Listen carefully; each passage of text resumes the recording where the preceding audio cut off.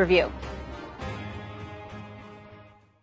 The fallout continues over the video that surfaced over the weekend of Urban Meyer at a bar with a woman dancing close to his lap. The Jaguars owner issued a statement saying that Meyer had to regain our trust and our respect. Now, here's Dan Orlovsky earlier this week on NFL Live with his reaction to this story.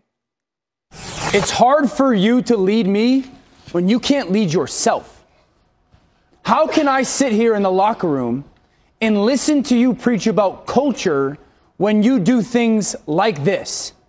My success is incredibly dependent on your ability to lead our organization. And if you can't lead yourself to make consistently the proper decisions, then how can I trust my career with you? I don't want you as my head coach anymore. Dan, I thought that was so well said. If you can't lead yourself, how can you lead me? And I brought that up when we discussed it the next day. Dan, talk to me from a player's perspective. Now, yesterday, Urban Meyer addressed the media, and I want you to hear this first, and then we'll react to it. I thought at the time, now that I maybe thought it through, but I thought at the time this is a chance for everybody to clear their head, including myself, with my family located, where we were, to go spend a day or two with them and then get back, because I knew I wanted them to get out of Dodge too and clear their heads. Did you ever feel distraught enough to consider resigning at all? No. He's still my head coach. I still respect him, regardless of what happens. Like I said, we're a team and we're figuring it out. So, yeah, we're all good. We had a great day of practice today, and we're all still working. Dan, with all things considered, Urban Meyer with the strength and conditioning coach and the racial issues with that and how he offended some folks, the team losing, now this latest incident, it seems he's been a bit of a distraction for the team. Do you think he should consider resigning? I don't think he should have been given the option. I would have fired him. Listen, I wish he was as mature as Trevor Lawrence in his handling of that press conference. I'm just going to talk about Urban Meyer, the coach here. This has nothing to do with the man, so to speak. If I'm in that locker room, you have no credibility. None.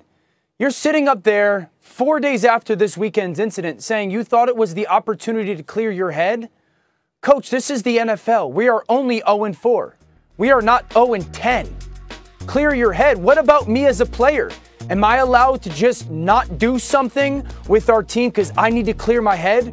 How about our other coaches on the staff? Were those guys allowed to not fly home with the football team and deal with things head on? As a player, there's a lot of things you want from your coach, but you want a guy that in the midst of the storm never wavers, that gives a very clear message of how we are going to dig ourselves out of the hole, that how we are going to handle the situations, that does not roller coaster with the circumstances of what is going around us. You want someone that is going to point you in the direction when everything around you is in chaos. And that happened to be the opposite of Urban Meyer as a leader. So there's no credibility. If I'm in that locker room, you have no credibility with me. Trust is an action that is followed by words. Trust is an action. And there is nothing that a coach can do worse than what has transpired in Jacksonville.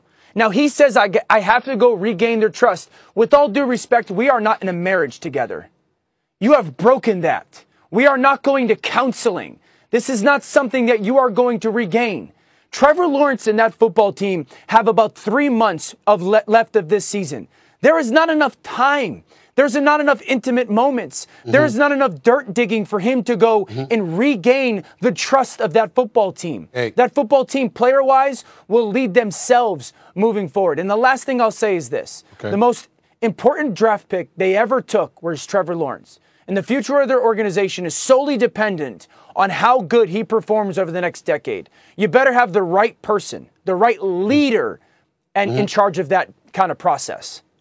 Dan, we got to go, so I'm not going to spend a lot of time on this because we got some stuff coming up about Kyrie Irving and the Brooklyn Nets and all of that stuff. But I'm going to say this to you. I think you're wrong. And I'll be honest with you. I mean, you're a human being and you're a good brother. I got to ask you a question, albeit rhetorically. People don't get to make mistakes. When you talk about Urban Meyer, and put me up on the split screen because I want to look at Darren Orlovsky when I'm saying this. Urban Meyer, the last 2 times he's coached football, was over 13 years, albeit on the collegiate level. won a national championship in Florida and won 81% of his games. Won a couple of national championships at Ohio State, won 90% of his games. Even though he's done some questionable things, clearly winning football games ain't a question about that. He knows what he's doing in regards to coaching the game of football. So when you bring up the fact that my success depends on you, well, there's no resume of Urban Meyer that shows that he can help a team win football games. Not yet. Mm-hmm. And the fact of the matter is, when you take that into consideration, now we transition to the personal. Urban Meyer messed up. Nobody is excusing his behavior, okay? And again, him having his hand on that woman's leg, that's for him to answer to his family and all of that other stuff, okay? That's a given. Right. Keyshawn pointed out how, well, you know what, you travel back with your team. Okay, well, you got to travel back with your team. He's 0-4. He wears every loss on his sleeve. This is new to him. The game was in Ohio. He owns a business in Ohio. So he went to that business, that establishment, and he went to see his grandkids. So while he was there, he transgressed, okay, in whatever he was doing, all right? My point is that you can excoriate him. You can sit up there and say you better than that. You can sit up there and look at him and say, look, man, you have this responsibility. You can do what Shad Khan, the owner for the Jaguars, did. Yeah. He lost our trust. He's got to gain it back. This better not happen again. But you and I have both seen people who have lost the trust of a fan base, of their team, even of their employer, and regained it. All I'm saying is it's not a period and an exclamation point that should be attached to Urban Meyer's resume off of this one incident. I think that's a bit excessive, Dan. And I know we got to go, so real quickly, my response would be, yes, you're allowed to make a mistake, but you're not allowed to have consistent mistakes, and you're not allowed to have repetitive behavior. To much is given, much is expected. There's 32 jobs like this in the world, and he has one of them. It's a high expectation level. I agree with that. Yeah, yeah, and I think of guys like Eric Bieniemy who would kill for this job and deserve a job like that. And well, I'm not talking about the repeated history. I'm just talking about this one incident, but I understand. Yeah, but it seems like it's a bit of a pattern with poor decision making. All right, tonight on Thursday Night Football, what a game we have. Seahawks-Rams, we'll get into that, but also Kyrie Irving, we'll be discussing that in just a bit. We've got some news on him.